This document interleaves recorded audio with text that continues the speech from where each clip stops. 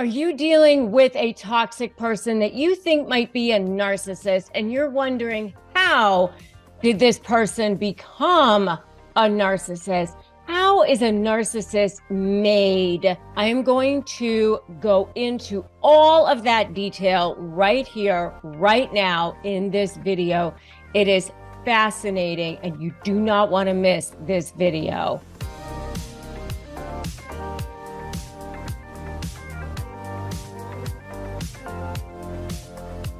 Hey there, I'm Rebecca Zung. I am a narcissist negotiation expert. I'm also an attorney. I'm the author of 2 best-selling books so far.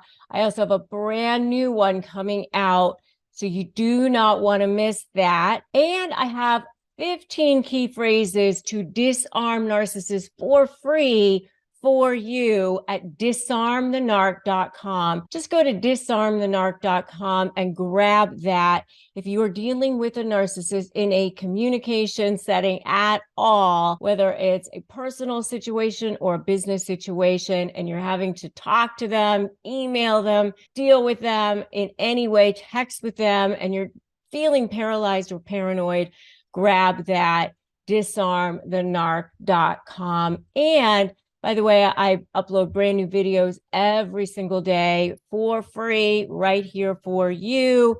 Go ahead and subscribe to this channel and hit that notification bell so that you can get wind of when I upload brand new videos every day. All right, how are narcissists made? Well, it's very fascinating. I just finished my brand new book, and you can learn all about that at slaythebully.com. By the way, slaythebully.com. Go find out way more about that and pre-order it even at slaythebully.com. So I did lots and lots of research and learned all about how narcissists are made. So narcissism is not genetic. It's not something that can be passed along. It's not contagious. You can't catch it from somebody. Although I can tell you that having dealt with a lot of narcissists in my life, both in my law practice and also my personal life as, family member, as business partner and that sort of thing, you can sort of start to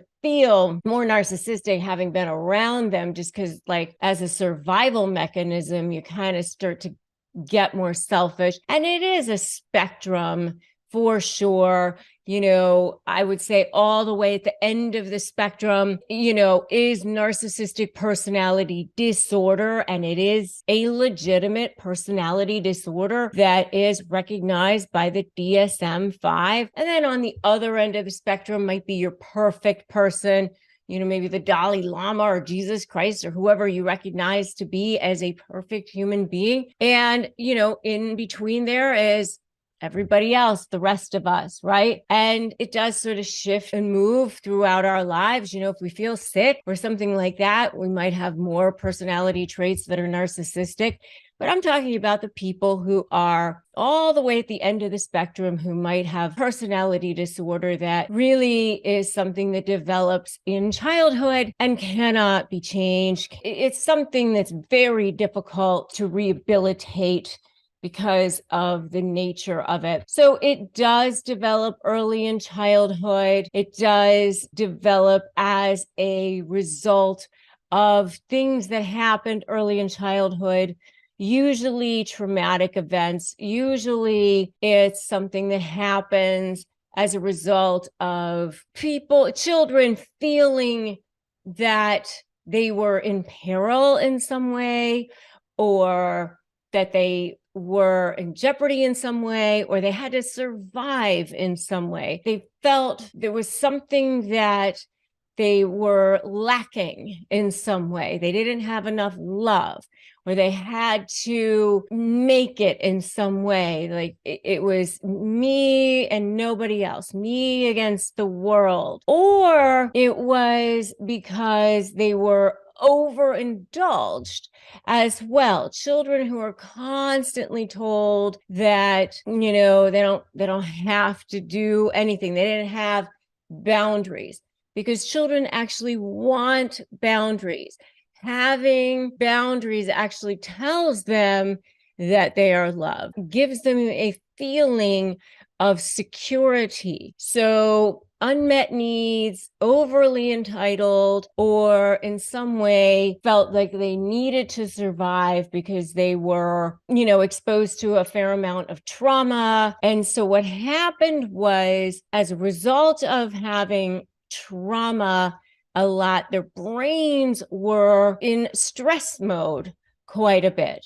And what happens when our brains are in stress mode quite a bit, and this is as adults as well. I mean, children's brains are the same as adult brains in this regard. We have something in our brains called the hypothalamus, and the hypothalamus helps us in the sense, or thinks it's helping us. Just, this goes back to before we even evolved into the version of the Homo sapien that we are now. We are afraid, if we're frightened, then hormones, chemicals are dumped into our brain to help us fight or to help us run, to help us be stronger. These hormones get dumped into our bloodstream, into our brain.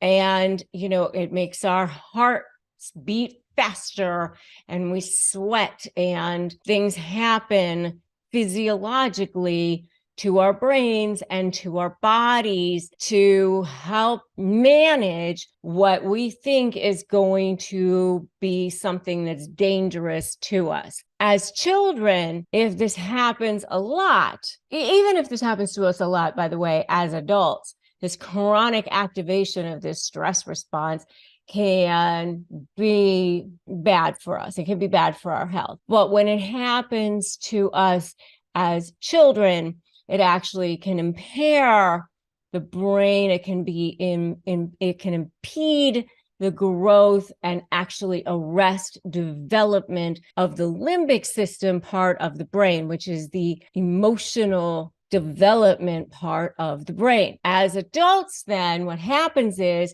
when they are presented with stimuli, things that happen to them where they feel threatened in some way, they immediately are put into survival mode again, defensive mode once again.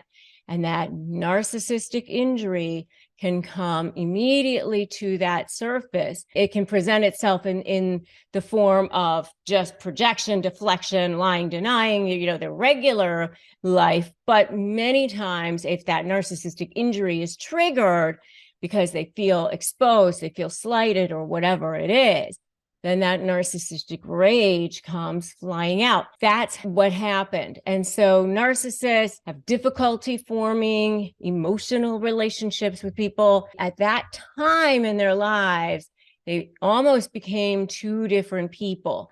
They became that scared little child that's inside, and then this outer person, this fake person that they, this persona that they show the rest of the world. And the thing is, I know that you empaths out there, you think, oh my God, this is so sad. This is terrible.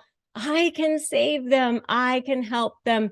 But the problem is, you can't. And you have to remember, no, they're not bad people.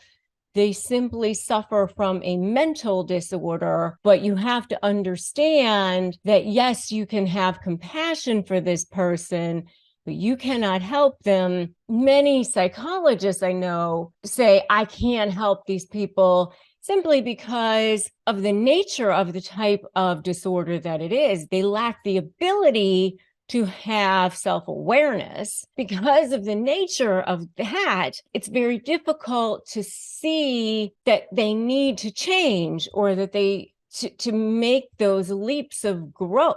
So, if you know somebody who's struggling with narcissism, if you're dealing with that, the better play is to understand that it's not going to change, and change yourself and how you are dealing with them. And if you are having to negotiate with somebody who is dealing with them, then use my SLAY methodology, which is strategy, leverage, anticipate what they're going to do, focus on you, your position, your mindset. And then that's how you win. That's how you beat them. And so I want you to put, I can slay in the comments right now. I can slay because you can slay this. That's the smarter play. That's the smarter way to do this because, you know, if they're truly a narcissist, that's not going to change anytime soon. Everything they do is a manipulation. You can certainly wish them well, but, you know, over there. Because if they find out that you know who they are, I mean, once the narcissist knows you know, then you are going to become public enemy number one. They see things in black and white. You're either for them or against them. That's when things are going to disintegrate fairly quickly. That's the next video that you need to watch, is when the narcissist knows you know. I would suggest here that you go ahead and join my free private Facebook group, which is Narcissist Negotiators with Rebecca Zung. And make sure you have subscribed to my channel. Get my free download key phrases for disarming narcissists at disarmthenarc.com. And then go and watch that next video, which is what happens when the narcissist knows that you know. Okay, I will see you in that next video. And remember that today is a great day to start negotiating your best life.